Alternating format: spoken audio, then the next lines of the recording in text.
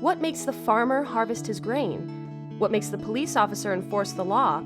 What makes the CEO volunteer at a charity? What makes your friends give you gifts? What makes your family spend time with you? What makes your family love you?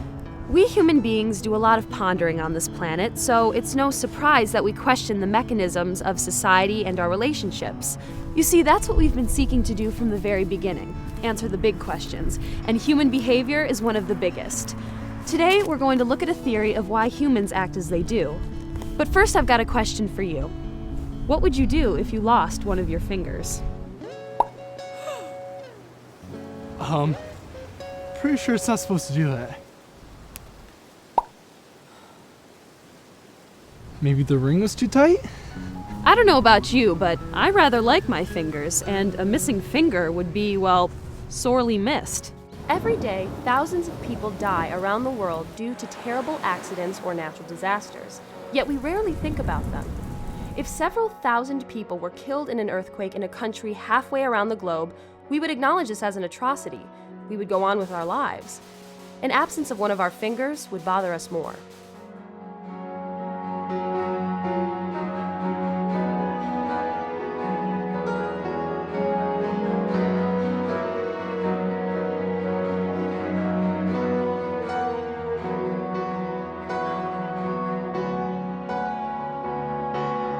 What if I told you you have a choice to make? Not whether you'll be cruising in the Bahamas or backpacking in the Rockies, but whether or not you'll lose a finger.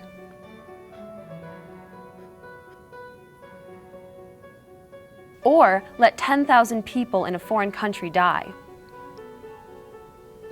Most of us are horrified at the thought of trading the lives of 10,000 people for one of our fingers, and yet we would still be more upset at the loss of just one finger. Why could this be? We're at Ball State University, where I'm asking students a simple question. Would you rather donate to a food pantry in England or Ball State? Probably Cardinal Kitchen here at Ball State. I would donate to Cardinal Kitchen. According to our theory, students should choose the latter. I would prefer donating to somewhere here like at Ball State, like a Cardinal Kitchen, just because then I feel like I would be able to see the impact better and it would help like one of my fellow students. I would say the Cardinal Kitchen because I utilize the Cardinal Kitchen, so I'm all about giving back to the community. I would, if I was in that situation, I would definitely want someone to help me out when I'm down and stuff, so if I could give that back, it's great. I could actually go over there and help out there after I donated, and obviously it's harder to go all the way over to England after you donate. Not that I would be opposed to donating to England. Actually, can I donate to both? How much money am I donating? Students feel a closer connection to the food pantry at their own university. Maybe they know people who use it or have even used it themselves. I don't know, I just feel a great attachment to those around me and the community that I live in. I think that's a part of every person, so I think that everyone should give back to the community they live in. This is the same reason we feel the loss of one of our fingers much more than the loss of many human lives somewhere across the globe. We don't usually interact with people in other countries. It's more than likely that when many die in a catastrophe, we've never even met them. But we know our fingers quite well. They're part of who we are. But why do we care about others in the first place? Our fingers are our own responsibility. Why do we donate to a food pantry in the first place? Well, it's all about approval. And what better place to look for approval than social media? Have you ever seen someone do something awesome? Perhaps they made a really cool work of art, or helped you understand a concept, or had something nice to say about you. You would most likely feel a sense of approval and gratitude regarding this person's actions. You might even tell them that you appreciate what they did for you. If you received praise from someone, you would most likely enjoy it, not because it actually helps you, but because you would appreciate it. Approval is an intangible sentiment that is part of a vast communication language. The place of approval is quite significant in today's world, despite the fact that it alone carries no financial benefit. On the flip side, approval is a virtually unlimited resource. There's nothing stopping everyone from approving of everyone else's actions. But since people don't do this, let's examine how the exchange of approval works. Imagine you and your friends are having dinner and exchanging commentary about life in general. You have a thought, a funny thought, and you decide to share it with the group in the form of a joke. So that's when I said, You need to use maximum utility for that. From here, one of two things can happen. If your friends laugh, you are comfortable. They are approving of your humor and, in return, you smile. However, if the joke falls flat, you face unimaginable discomfort. Maybe the joke wasn't appropriate. Maybe you offended someone. You've lost nothing. There's no world-shaking crisis at hand. But you are experiencing disapproval, and you are uncomfortable. Now, if Smith's right that we desire mutual sympathy of sentiments, it will sting us when we realize this. When we realize that other people are disapproving of us, even quietly. I mean, we are very good. Human beings are very good at expressing their disapproval of others, and in exquisitely subtle ways sometimes. But we're also very good at picking it up. So we know when other people are quietly disapproving of us. What that does is encourage us to think not just about ourselves, but also about our connection to other people. We can see that people crave approval and fear disapproval even more, despite the fact that neither of these has any effect on one's material well-being. For many years, approval guided our actions, though it was difficult to quantify. With communication jumping to the internet, all that has changed. Social media and the social nature of the internet in general have combined to build a system in which approval is numerically defined by the masses. Almost every platform of user-generated content allows for people to express binary approval of others' posts and actions, primarily through a like or a favorite. And many platforms also allow negative expression, which allows one to see not only approval, but disapproval of a contribution. Entire websites have been built around this voting for content, with the idea of presenting information that is most approved of by others. Just as in our joke scenario, participants seek to obtain the most approval and the least negative feedback. All of this happens despite the fact that likes don't earn you money and dislikes don't get you thrown in prison. And that's a very human part of us that Smith understood, that we're drawn to the attention that we get from social media, the number of followers we have, how many hits our stuff gets. People are following us on Facebook and are friending us on Facebook, following us on Twitter. And Smith would not be surprised that we do some pretty bad things or goofy or quackish things to get attention, but I don't think he would say that that was a very good idea. Whether it's posting selfies, commenting on politics, or telling jokes, social media illustrates the desire for approval that guides our actions. But it's also brought something else into our lives as well. As we've already seen, people feel more closely bonded to those they know or who they are close to. And since social media can effectively expand the distance between people, compassion sometimes fades. If people are most guided by how the spectators to their actions may judge them, how do we know what people will do when no one's around? If a person doesn't have someone nearby who will judge their actions, do they still care what others think? Does the constant feeling of surveillance really keep us in line? Think about this. You've decided to purchase an item. You go to pay for it and receive your change. When you count your change, you've received too much. However, the cashier clearly does not know this fact. What do? It's not a big deal. They only work there, so it's not like you're stealing from them, right? But why do you feel uneasy about keeping the extra money then? Why do we feel bothered when we mess up, even if nobody saw us? This brings us to Adam Smith. Who is Adam Smith? Well, Smith was an 18th century Scottish philosopher, as well as the father of modern economics. It's his theory of morality that we have been investigating throughout our journey. In his book, The Theory of Moral Sentiments, Smith introduces an idea he calls the impartial spectator. According to Smith, we should regulate our own conduct using the same principles by which we judge others. In other words, we should ask whether our own actions are approved or disapproved by an unbiased onlooker. This unbiased onlooker is all-knowing, all-wise, and totally fair. This is the impartial spectator. This impartial spectator never says anything, but silently watches from the shadows. No matter where we go, the impartial spectator will always follow. It is the perpetual surveillance camera we should strive to please. The impartial spectator can help us make decisions we would want others to see. It can almost be thought of as our conscience. How would people respond to our actions even if no one saw what we did? The impartial spectator is why we act with the appropriate moral conduct when it doesn't benefit others or gain their public approval. It is our guide and has a say in everything we do. Thank you. So, Adam Smith says we have a moral compass through the impartial spectator. But how do we calibrate our compass? How do we know what general morals we should try to live by? Smith gives us 4 qualities that he says we should adhere to: prudence, benevolence, justice, and self-command. In his eyes, having each of these qualities is essential to being truly praiseworthy of others. Let's call this quattro of qualities PB&J plus self-command. Prudence, benevolence, justice, and, of course, self-command. But what do each of these qualities mean? Let's start with prudence. Prudence is a set of habits that one develops to ensure security. If I'm a prudent person, I will know how to manage and maintain my life. Think of it this way. When I make myself a peanut butter and jelly sandwich, I will be sure to use just enough peanut butter. I don't want to be wasteful, and it would be a good idea to leave some for later or for others to use as well. Benevolence means sacrificing my own self-interest for those of someone else. The better I know a person, the more willing I should be to do what is in their best interest.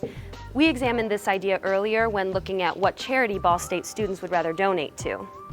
The more familiar I am with someone or something, the more benevolent or sympathetic I am toward it. I've never met Chaz before. I'm not going to give him my sandwich. I don't even know if he's hungry or not. Jane and I go way back. She just told me how hungry she was, so I'm going to give my sandwich to her.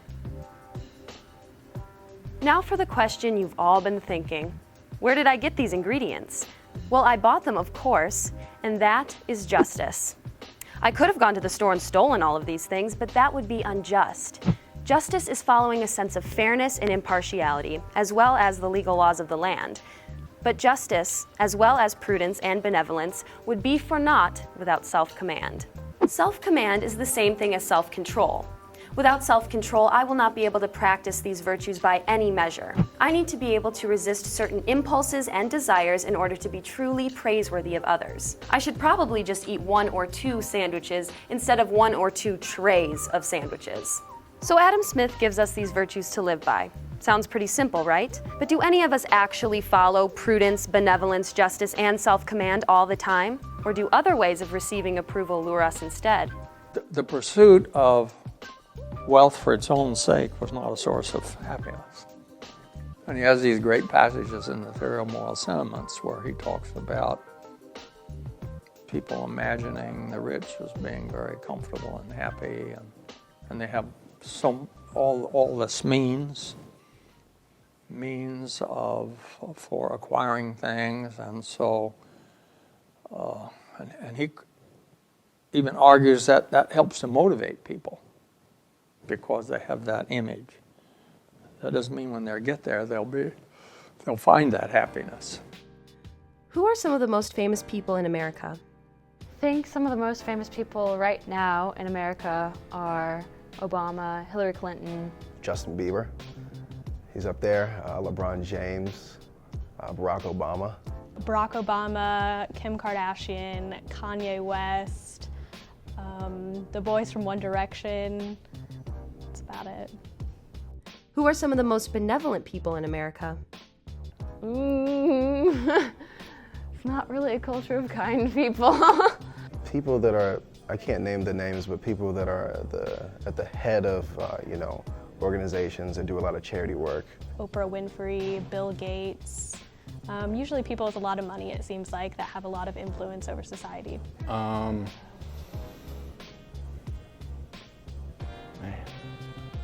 It's a tough question. Who are some of the most benevolent people you know personally? Okay, I would definitely say my father and mother, very important people in my life. They love me unconditionally. My mom is one of the most benevolent people that I know. I'd say my grandpa's the first one that comes to mind. He's had a successful career as a doctor, and he really gives back to the community. One of my aunts is a missionary in Africa, so she's definitely very benevolent. She helps a lot of people in her job. Who do you admire the most?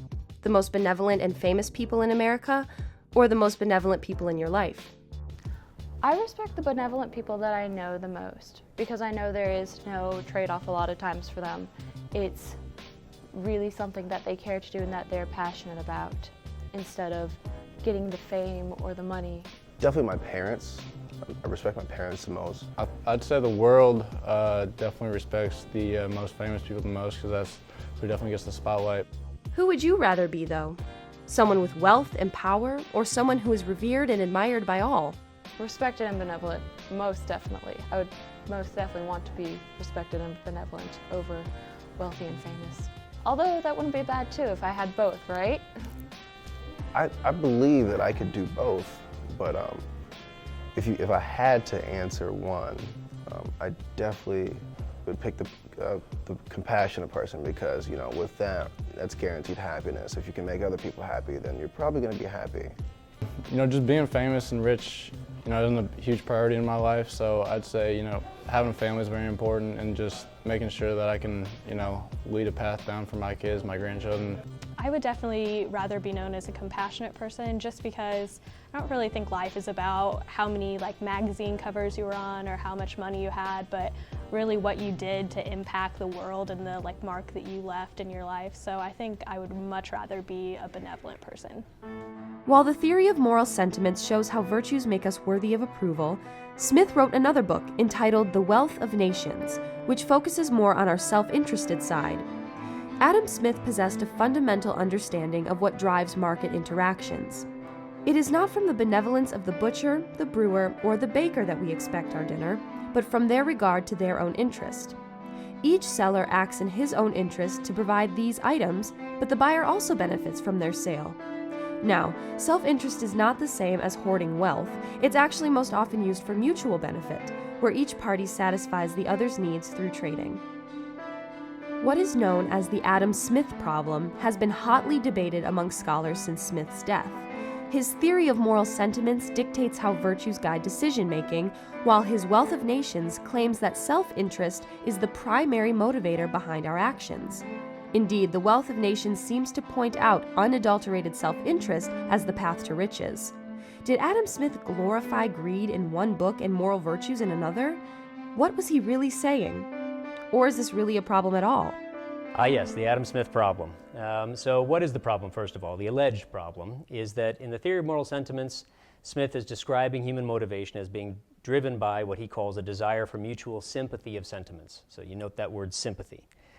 In the Wealth of Nations, however, what Smith talks about is self-interest, self-love, no mention of sympathy. So the Adam Smith problem came into existence in the 19th century, and then we've inherited it in the 20th and 21st centuries, is how do the books go together? So is it really that there are two competing systems of motivation that he's envisioning there? Does he think that human beings act one way when they're making moral judgments and they act a different way when they're engaged in marketplace transactions? And the problem was, do those two things go together? In order to understand these concepts, let's take a look at the local community. Nonprofits are operated by members of the community who aren't seeking maximization of profits. Instead, they seek to grant benevolence to others. While it can be said that they're looking out for the local community, they also act according to their own self-interest. Charity workers are personally benefited when they experience gratification for helping others in need. For example, the Red Cross organization seeks to help people who are in danger during times of disaster. In helping to prevent or treat bodily harm, they simultaneously gain both emotional benefit and monetary wages for doing so. This phenomenon illustrates a situation where mentalities of both self-interest and benefit to others coexist happily. But are there times when this is not the case? Adam Smith once said, "Individual ambition serves the greater good." Throughout history, mankind has strived to advance itself. For example, Thomas Edison filed over 1,093 patents that affected technology, including electricity, motion pictures, sound recording, and mass communication. So is ambition a good thing? While it may advance society from a technological and educational standpoint, it does come with a cost. That's a more complicated story, and I think if there is an Adam Smith problem, you could say that's the real one, which is that in the theory of moral sentiments, he's very dismissive and condemns ambition as a goal. He says we're ambitious.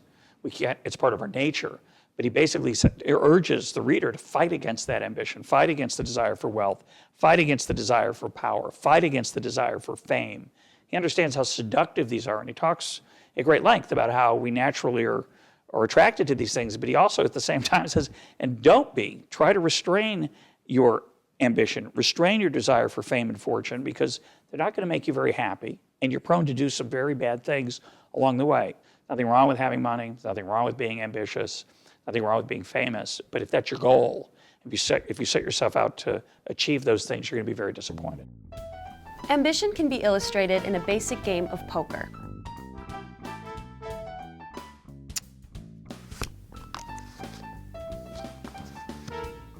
Let's say a group of students are playing on a Saturday night.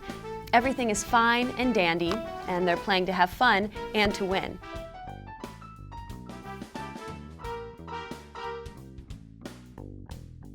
Ambition in this setting is good because everybody wants to win and is striving to play the best game that they can.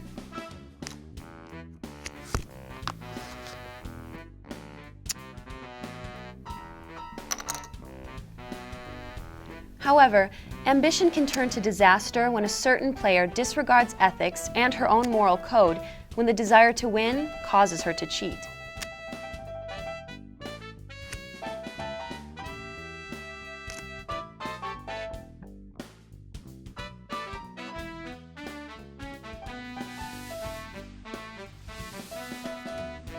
If another player catches her cheating, that could result in the end of the game.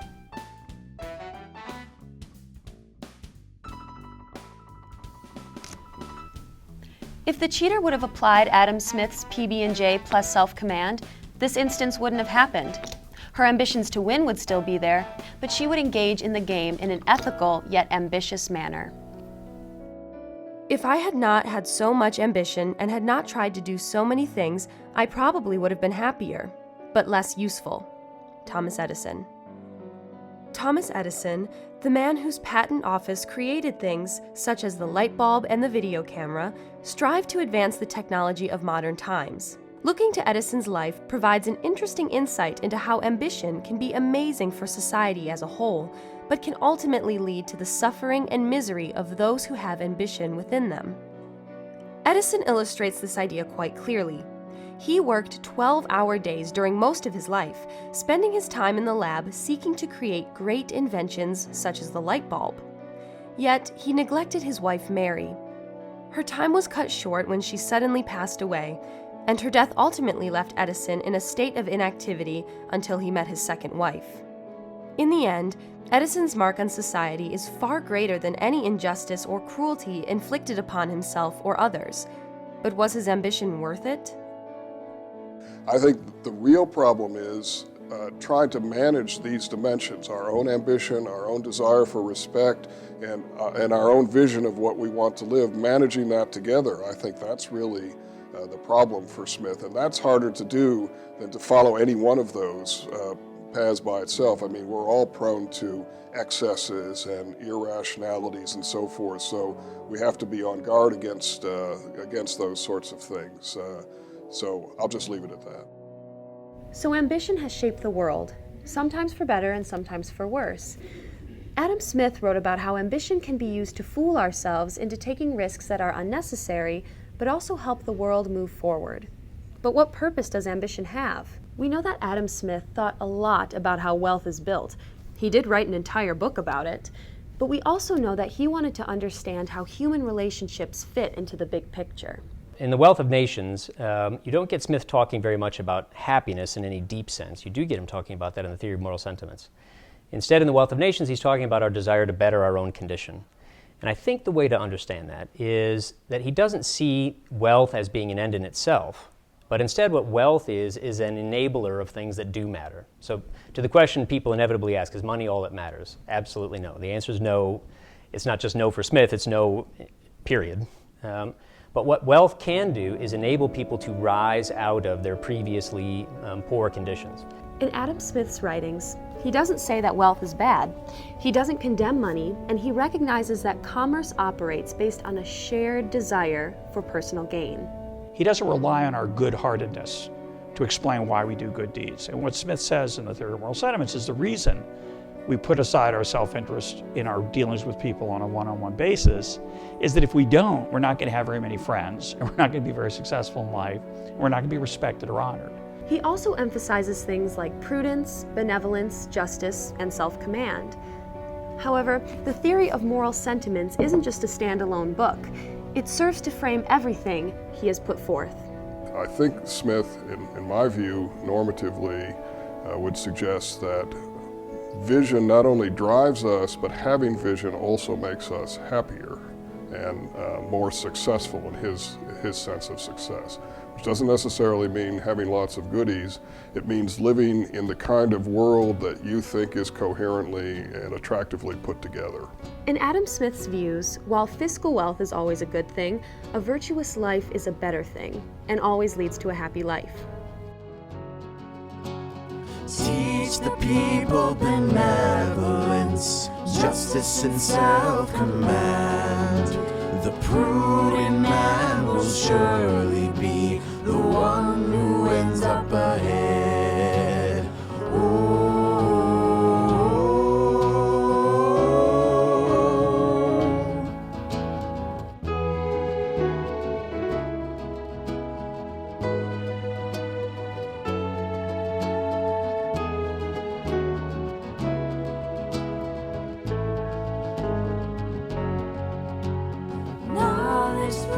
From Scotland, message sent through time. The secrets of economics permeates your mind. It permeates your mind. It permeates your mind.